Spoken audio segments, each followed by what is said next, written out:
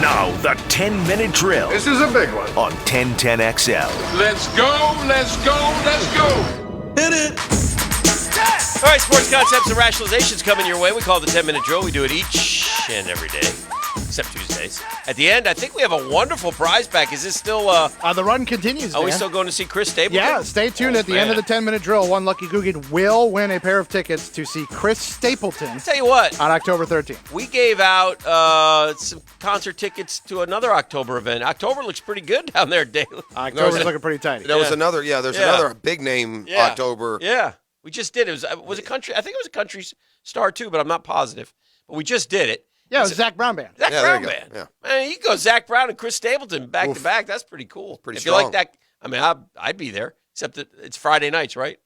Which they usually are. And These are good questions. I think a lot of those are on Thursdays, but Yeah. I really don't know. Let me ask you a question, Dan. If you could re-sign one Jaguars free agent who's, one Jaguar who's going into free agency, there are only three choices. I mean, unless you get to some of the minor guys. You know, it's so funny. What? I think there are three choices. I might pick. like Shatley. I might pick Tyler Shatley. Well, I think you get him anyway. I'm talking about the guys who are going to. Because there's three guys that can command any kind of money. Shark, Robinson, and who? Norwell. Oh, Norwell. Those are the three. I mean, if you could re-sign one of those, you know what, three, Jeff? Honestly, and it's funny because it's sort of the subject of our one-to-one financial poll question of the day. So I'll rip that through. You get to. Well, let me answer your question first. And I don't care really. It'd probably be Cam for me. I think Cam is the most steady, most accomplished, most plays an important position. But if I do that, it's going to dictate what I do in the draft. Of course, and free agency. Well, we bring this up, the franchise tag. And I can sit here and say, I don't care. None of them are any good. We've won 4 games in 2 years.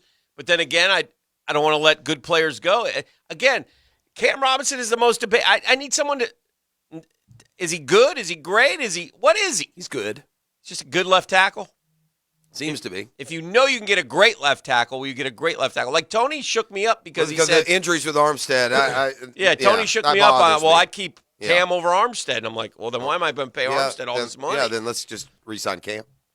I worry about Cam getting a long deal and then losing to injury or some other reason. Yeah. He has been banged up. Yeah. He's played hurt, but he's been banged up. Here's our one-to-one financial poll question today. You get to pick one offensive lineman you definitely want back from last year's starters for the Jags. Oof. Robinson, Norwell, Linder, or Taylor. Wow. That's bad. Who you picking? None of the above. Yeah. I think, to be honest, I don't know. I guess it's Cam. 41.6, Linder 40.3, Norwell 13, Taylor 5. And Norwell probably played better than Linder. Linder has been the golden child around here, and we've loved him. He's been, always ranked high among his position, even on terrible teams. But Norwell probably was better. Yeah. There's some talk that maybe if you can get Norwell back at a good guard price, he'd be a good guy to keep. Yeah, it'll be interesting. All right, let's when you have all that free agent money and you've stunk, though, re-signing your own guys doesn't fly. I mean, it doesn't get you excited, I should say. If your team is bad and you choose to spend your big free agency money on, say, Cam and Norwell, it's hard to get juice because they're the same guys on the same bad team that we've had. So I think people would feel better if you went and got Armstead instead, just because he's somebody who doesn't lose every week. Yeah. Yeah. What'd you make of the Mickelson comments? Mickelson, it's very clear what happened here. Mickelson thought he had a lot more wind in his sails when he made those comments back in November, and he thought it was headed towards that. And he got. Did you hear the other names who were going to go? No, he thought they were going to go. Well, the buzz is it was older guys like Adam Scott, Hank Stenson, Ian Poulter. Good luck with that Saudi tour. I mean, that's called the Senior Tour Light. No one's watching that. Yeah. No one cares. Those are the guys who've made their money. And So Phil got caught with his pants down. The one thing that I would say, he left the if out when he talked about offensive. I like that one. Like, there's nothing worse than an apology where you go, if I offended anyone, or I'm sorry if these were offensive to, no, they were offensive, and you recognize that. And I hate that he immediately couches like his thing. Like, what do you mean? Well, let's look at it. Although it doesn't look this way now, given my recent comments. My actions throughout this process have always been with the best interests of golf, my peers, sponsors, and fans. What the fans, what your best interests are for the fans. There's a problem of off-record comments being shared out of context and without my consent. Shipnook's like 100% on the record. He's making stuff So, up to cover. I mean, again, you see what I'm saying? He owned it without owning it. Right. Now he finally gets to it after 3. Although it doesn't look this way now, my actions throughout the process have always been in the best interest of golf and the players and the sponsors and the fans. I'm not sure I Problem of completely off-the-record comments. Okay, but I use words I sincerely regret that do not reflect my true feelings or No, they intentions. do. You can't do that. That's not. Now, look, sometimes was reckless. I offended sometimes you people. say things you don't mean. This doesn't fall in that category. Uh-huh. So you can't use that excuse. I'm not saying that that's not a viable excuse. It is. Sometimes you say things in the heat of the moment. You don't mean them at all. Yeah, I get That's not heat of the moment. That's explaining your strategy. Yeah, they may be terrible over there, but it's not. It's worth the millions we can make. Golf desperately needs change, and real change is always preceded by disruption. What are you talking about? I've always known that criticism would come with exploring anything new. I still choose to put myself at the forefront of this to inspire change, taking the hits publicly to do the work behind the scenes. What? What needs to be changed? I'm willing to listen, and that's what a lot of people on social media have asked me, Dan, what is it he's so upset about? And the only thing that I really came up with in reading his articles was the use of the video, that he doesn't get the rights to his swing or his shots. Big deal. It's called TikTok. I'm pretty sure you can monetize it. My Phil. experience with LIV golf investments have been very positive. I apologize for anything I've said. Now, so he's apologizing to the people that he called murderers and such. But he never apologizes to the tour. Well, it doesn't matter. He's no longer he's 51. He goes on, I have incredible partners. Well, except for one. One dropped him because of this? Yeah. That was his big one, right? KMPG? Yeah, and these relationships mean so much more to me than a contract. Yeah, they do. They mean you to you because you need the money, obviously, or you would have never been so all in on this to begin with.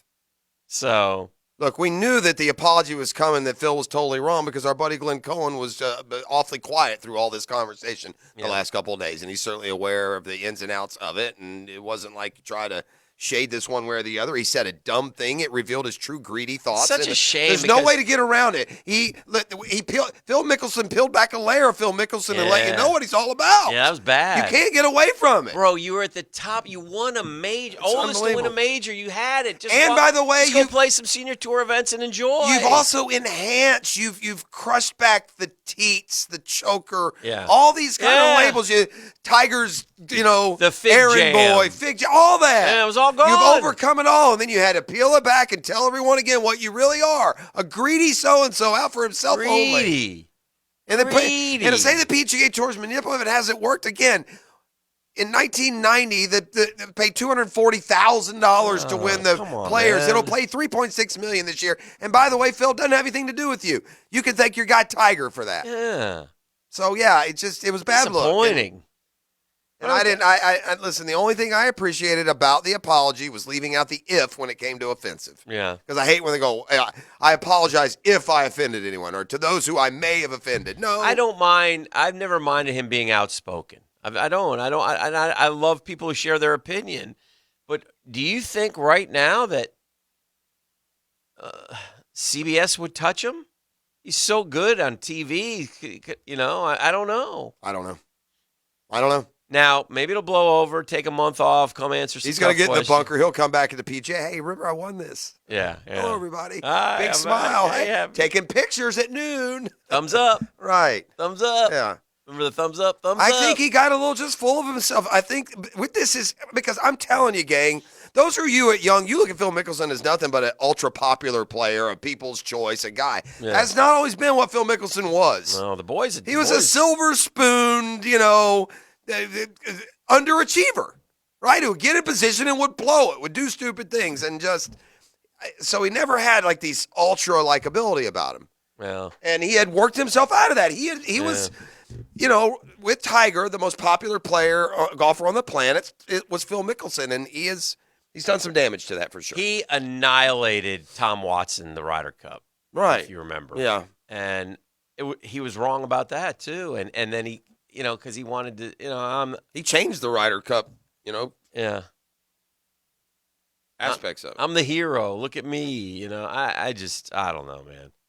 So Chambly said the statement was 6 paragraphs. The first paragraph was about him pretending to be a victim. The second paragraph was about him pretending to be an activist. The third and fourth paragraphs were spin damage control, about him getting paid either now or certainly in the future when you consider he wrote the Saudi operating agreement for this tour. The last 2 paragraphs were him reminding everybody that he's a good guy. Just tell you. He'll tell you. Chambly said, how does golf desperately need change? The game of golf is booming.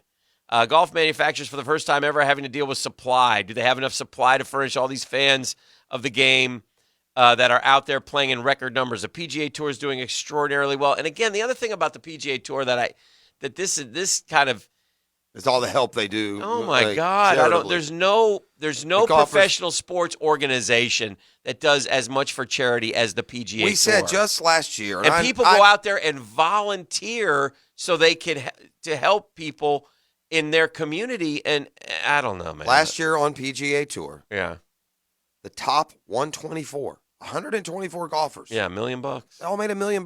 Yeah. So inflation or not, that's a hell of a living.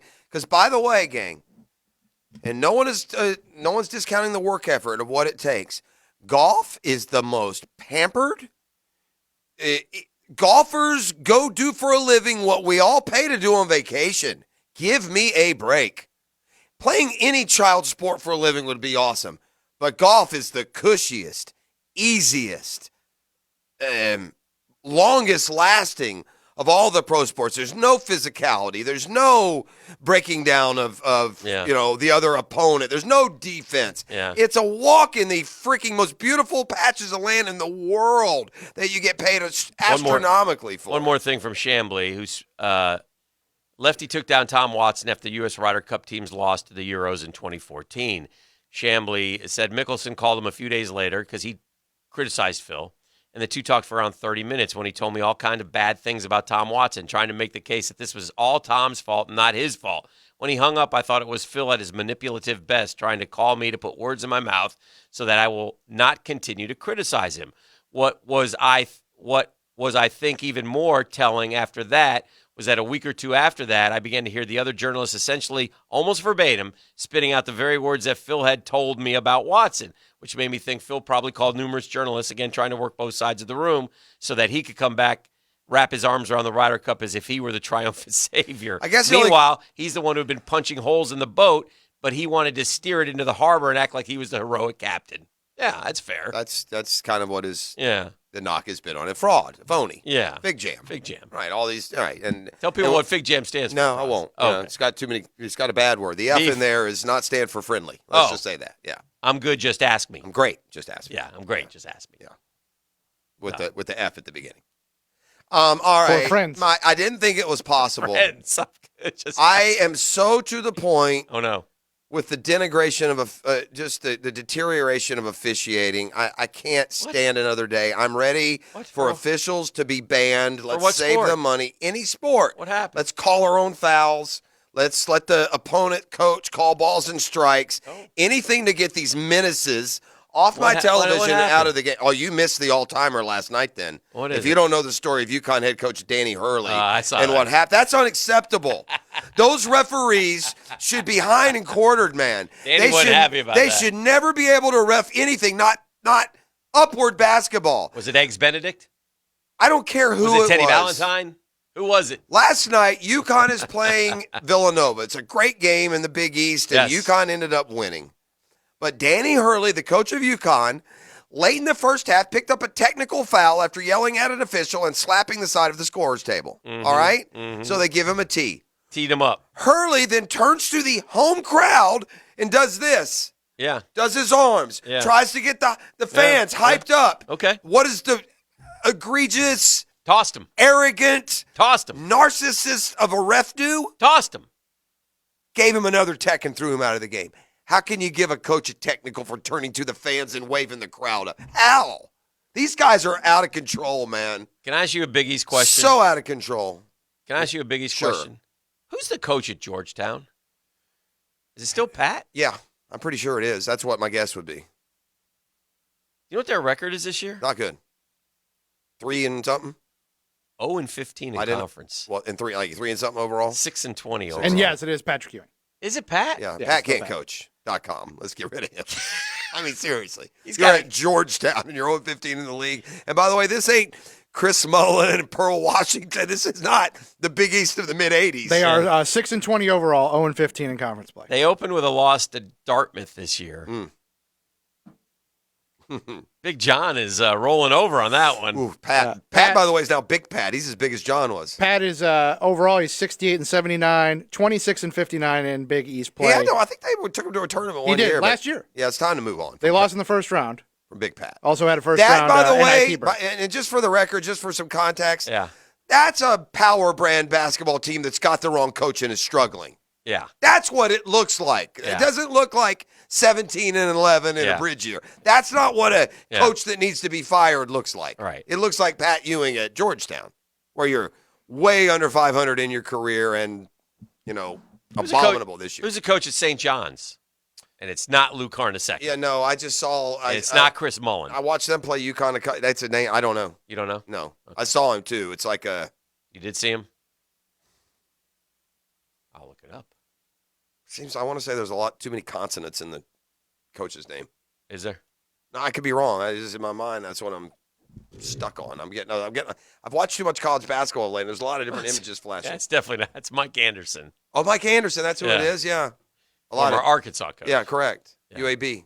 They're 15-11. I should have known that. I knew that. 7-8. So they're. That's another one. Yeah. Yeah. Another program that's just kind of average. But these UConn days. has bounced back nicely. UConn's a tough team. Danny Hurley's done a Yeah, great they're job. good. The bad thing about Florida's situation after they lost to Arkansas last night, and most likely I would say they're bound for the NIT, is that this year's team and roster, the NIT doesn't serve you anything. No, because they're all gone. Right, they're all leaving. Yeah. I mean, they should go, and the kids should be allowed to play and try Yeah. and win a chance. Florida, they might win the NIT because those guys are all in the same boat. Yeah, yeah. But yeah, it's not like you get any long-term benefits. So that's Good point. kind of a downside of being an NIT team as well. All right, Beef, what do you say for Stapleton tickets? Let's do we it. made the boys wait. We're going to take caller number 4 at 641-1010, 641-1010. Yeah. And if you call, you clear your October calendar. And by the way, that is a Thursday night, Thursday, October Oh. 13th at the ViStar Veterans Memorial Arena. But yeah, caller 4 right now, 641-1010, going home with a pair of tickets for Chris Stapleton. Maybe you heard of him.